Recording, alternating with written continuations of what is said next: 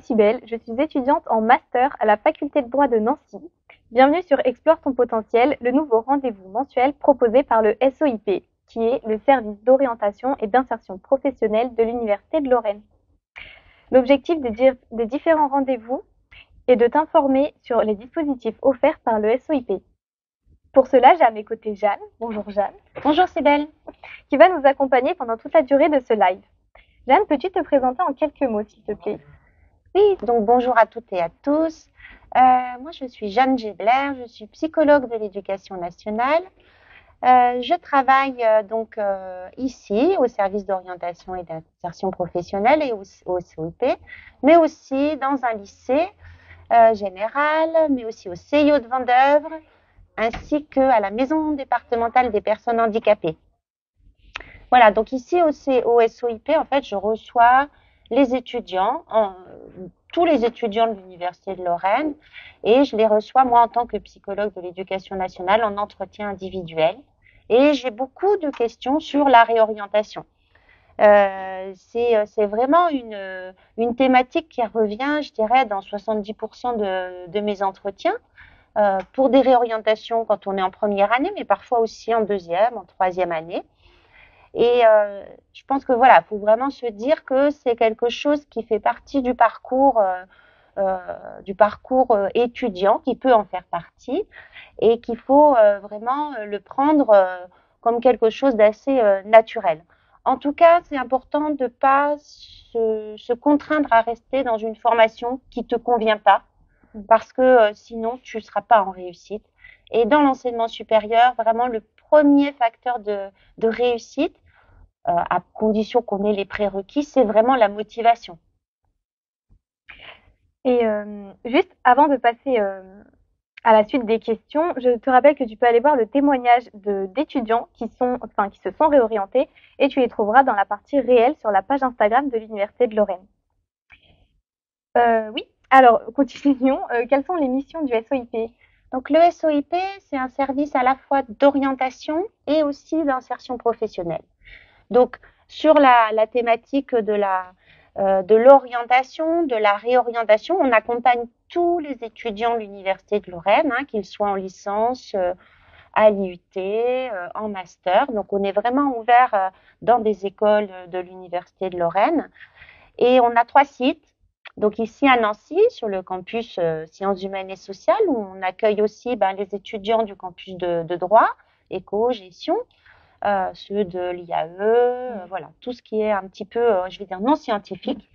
On a un site à Vendeuvre qui accueille plutôt les étudiants des filières scientifiques, techniques, industrielles et aussi de médecine.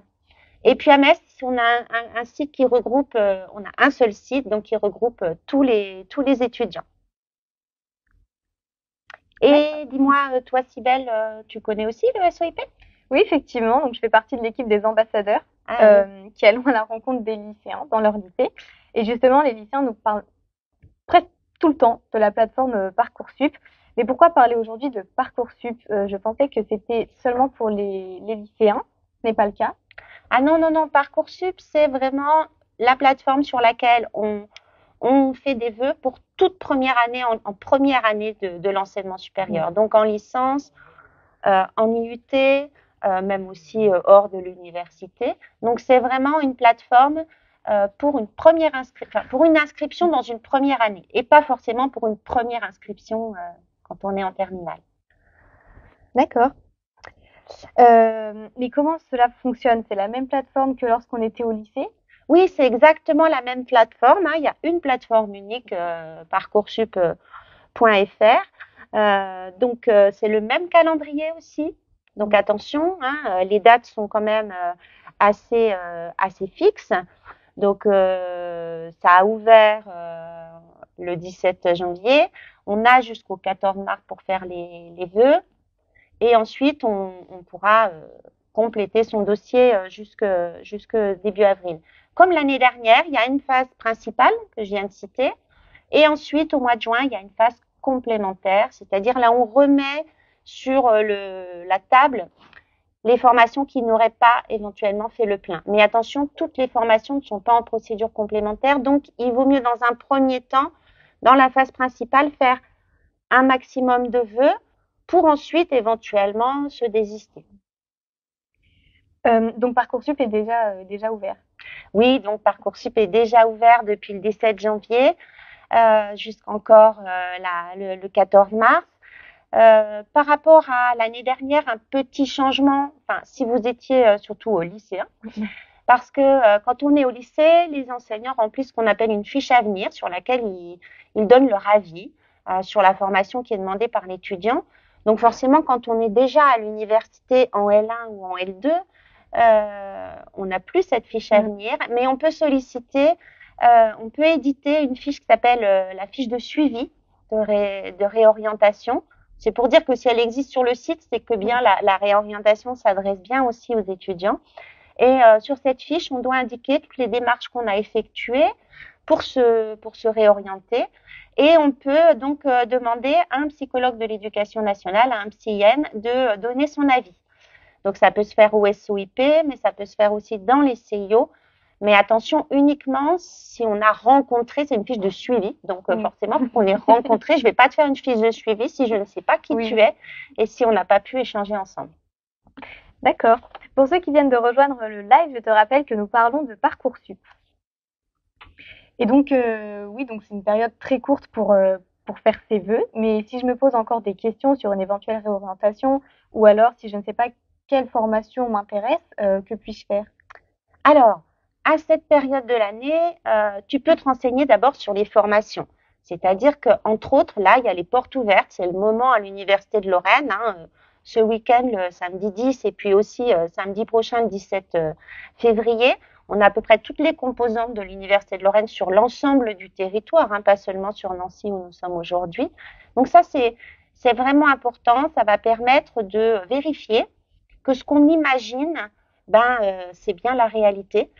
Parfois aussi, on a pris une première année un petit peu sans trop savoir. Et là, c'est important après une année aussi d'expérience à l'université, de pouvoir, on a peut-être des questions différentes de celles qu'on aurait posées quand on était en terminale. Donc, il ne faut pas hésiter à aller aux portes ouvertes. Et puis, au niveau du SOIP, on organise aussi régulièrement des conférences qui s'appellent Se réorienter ou pas. Les conférences SROP. Et d'ailleurs, là on présente un peu les différentes possibilités de réorientation. Et la prochaine, elle a lieu d'ailleurs ce vendredi, là, c'est moi qui l'anime, à 12h30. Donc, voilà. En tout cas, ce qui est important, c'est d'anticiper la rentrée prochaine, de faire des vœux.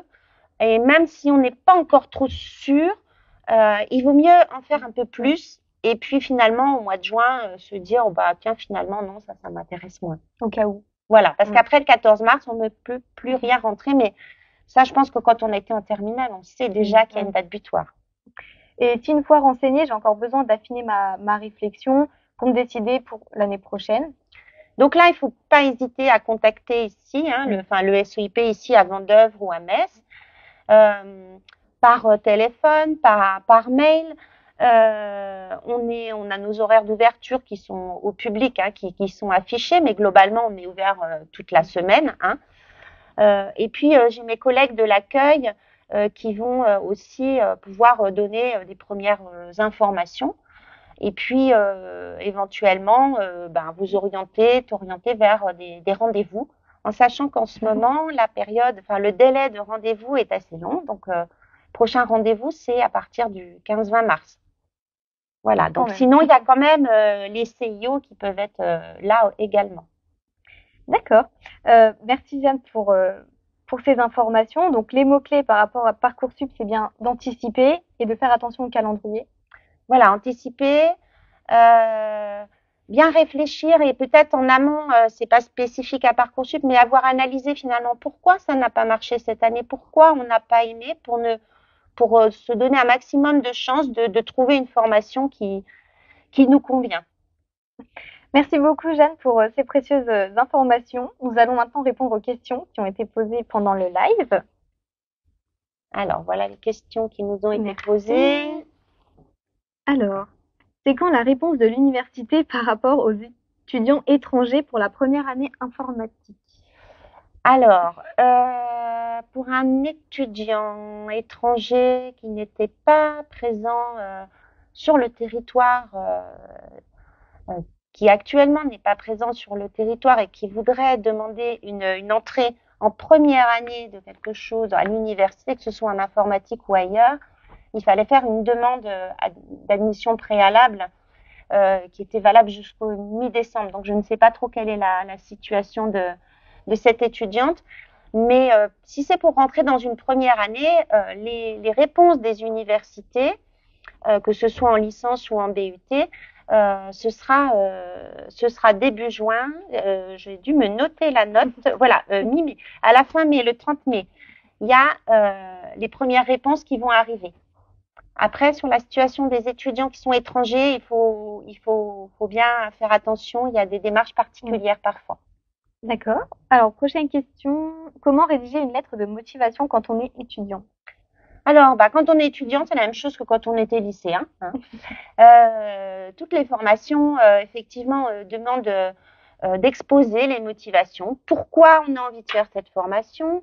Pourquoi on pense qu'on a le profil? Pourquoi on pense qu'on a les compétences? Penser à la fois à son itinéraire scolaire et d'étudiant, mais aussi à ce qu'on peut avoir fait en dehors, à côté, dans le cadre d'investissement, dans des associations, de jobs étudiants. En fait, on a développé plein de compétences et parfois, a priori, on n'a pas trop le profil, mais sur le papier, on l'a pas forcément. Mais quand on explique un petit peu ce qu'on a fait à côté, ça permet de compléter son profil. Après, cette lettre de motivation, ce qui est très important, c'est d'être clair. Et puis, s'il vous plaît, relisez-vous. Ne laissez pas partir un document qui est censé avoir été préparé sans l'avoir relu, sans l'avoir fait relire. C'est très important, encore plus peut-être quand on vise des formations où la communication est un élément, où l'aspect rédactionnel est un élément. Il faut oui. Ça joue beaucoup. Et dernière question, est-ce que les établissements scolaires, notamment les lycées, vont dispenser une formation pour se servir de la plateforme Parcoursup? Alors, dans les lycées, globalement, les élèves s'inscrivent se créent leur dossier dans le cadre du lycée, ils sont accompagnés. Après, pour comprendre comment ça fonctionne, ils sont accompagnés par 2 professeurs principaux maintenant dans chaque terminale. Il y a des psy-N, les psychologues de l'éducation nationale qui interviennent dans les lycées. Et sur le site parcoursup.fr, il y a des tutos. Il y a une foire aux questions qui est vraiment très très bien faite. Il y a aussi la possibilité d'une rubrique contact où on peut poser des questions si parfois on est dans une situation particulière qui rentre pas toujours dans les cases. Et ils sont très réactifs. Il y a aussi un numéro vert.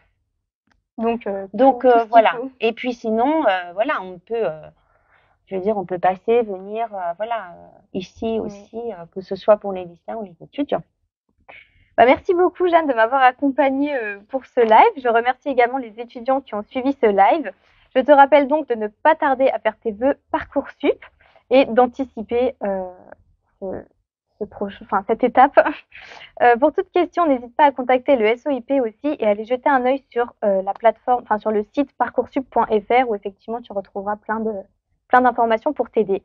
Donc je te donne rendez-vous le mercredi 13 mars prochain pour un nouveau live mensuel qui portera sur le thème de mon master. Donc mon master, juste une plateforme qui est un petit peu le Parcoursup des masters, on va dire, qui permet à la fois de se renseigner et de formuler ses vœux pour l'entrée en master. Merci. Voilà, bonne journée à tous et à toutes.